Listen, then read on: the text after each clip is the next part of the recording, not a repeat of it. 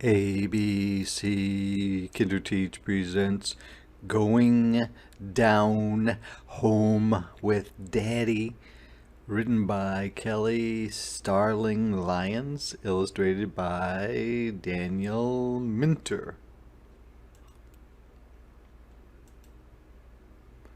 On reunion morning we rise before the sun. Daddy hums as he packs our car with suitcases and a cooler full of snacks. He says there's nothing like going down home. We leave when the sky is still dark with sleep. Sis closes her eyes, but mine stay wide open. I watch as we drive from city streets to flowing highways under a sweep of sparkling stars. Little Alan, Mama says after a while, you better catch some Z's while you can. I try to rest but can't stop smiling. Soon I'll get to see my great-grandma, Granny, and hang out with my cousins. But when I look at my hands, empty as the road in front of us, my grin fades. The anniversary celebration. I bet everyone will have something to share except me. I doze off in a cloud of worry and wake to sunbeams tickling my face. I squint and see a familiar John Deere tractor store and a gray silo standing at attention. We're almost there. Sis and I sit up straight as pines when we see Granny's wood frame house. She's right where we left her after last year's reunion, scattering corn for her chickens like tiny bits of gold. There she is, Sis shouts. Granny spreads her arms wide and wraps us both inside. My, she says, and showers our cheeks with peppermint kisses. I missed you so. All afternoon a parade of family comes home. Grandma Loretta and Grandpa James, aunts and uncles, and more cousins than I can count. Got a head just like your daddy, Uncle Jay teases me.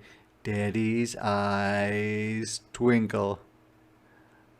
No, I know you're not talking about heads. Can't take them anywhere, Grandma Loretta says, laughing. While the grown-ups catch up, we cousins run to the fence to visit Granny's cows and goats. You doing something for the celebration? Isaiah asks Sis. Singing Granny's favorite song, His Eye is on the Sparrow, she says. How about you? Reading Mother to Son by Langston Hughes. I made a scrapbook in Granny's favorite color blue, Devin says. You got something, little Alan? I kick a stone and my eyes start to burn. Ready for a tractor ride? She asks, saving me from having to answer.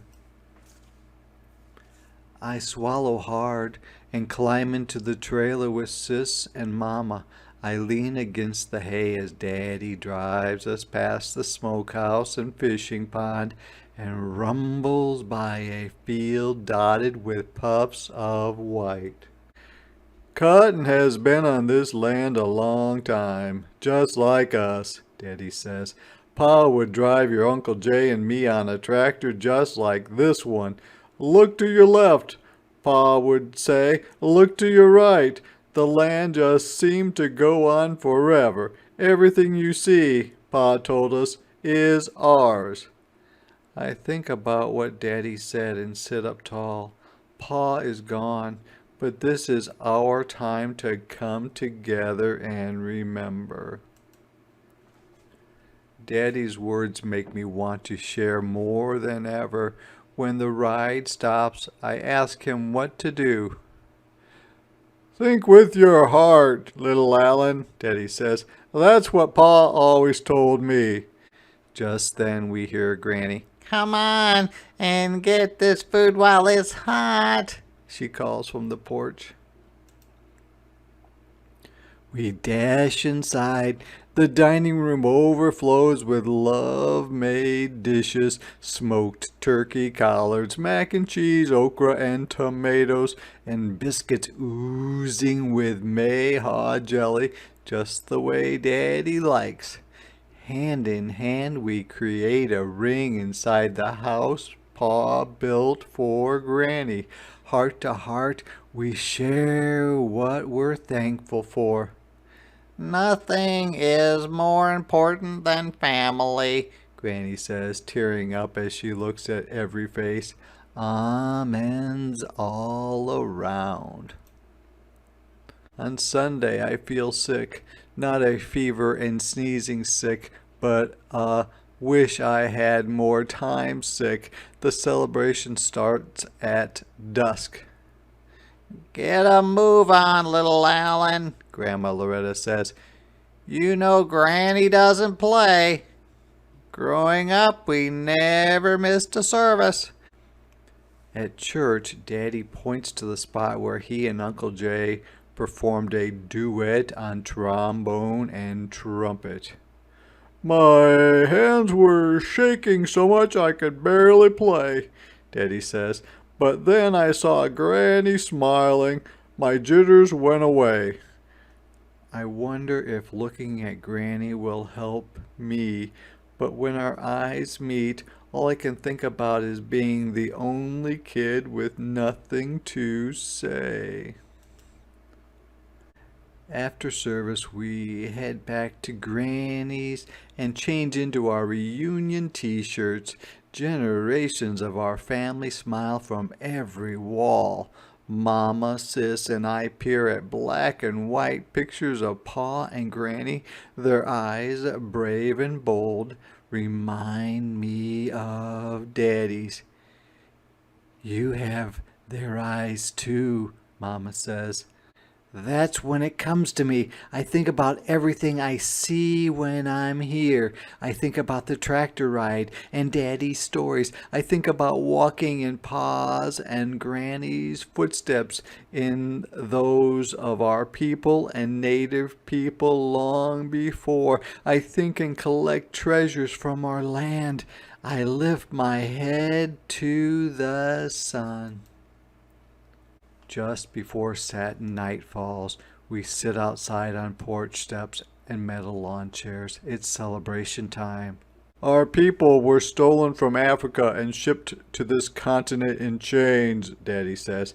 But no one could lock away their dreams. They dreamed on this land during slavery. They dreamed on this land as they made a way out of no way and fought Jim Crow. 75 years ago, a farmer and a teacher bought this land. Daddy gazes at Granny. And look at us now. One after another, cousins offered their tributes. Sis's song makes Granny's eyes shine. Isaiah's poem gets everyone nodding. Then I step forward. I feel like a spotlight is blazing just on me. I look down and say nothing. It's okay, little Alan, Sis whispers. I lift my head and see gleaming smiles. I try again. Cotton for the quilts Granny made to keep her children warm, I say, holding a white cloud in my fingers. A pecan for the trees Pa planted and all of the kids love to climb. I pinch dirt and let it rain to the ground. and earth for land that's ours as far as we can see. Fireflies wink and whirl in a carnival around us. "Oh, that's all right," I hear Granny say. Daddy flashes a thumbs up. I grin up at the moon. It glows back at me. "We're a mighty family," Daddy booms. "Mighty," we roar back. Then we try to make the night stretch on forever. As grown-ups slap cards and checkers against tables, we cousins dig through old trunks and laugh until our hearts explode with joy. Too soon our goodbye morning comes. We hug all the way to the door. Then we climb into our car and watch Granny and her house shrink and disappear. When we go down home with Daddy, everything we see holds a piece of him and us. We head up the highway thinking about family and dreaming about next year.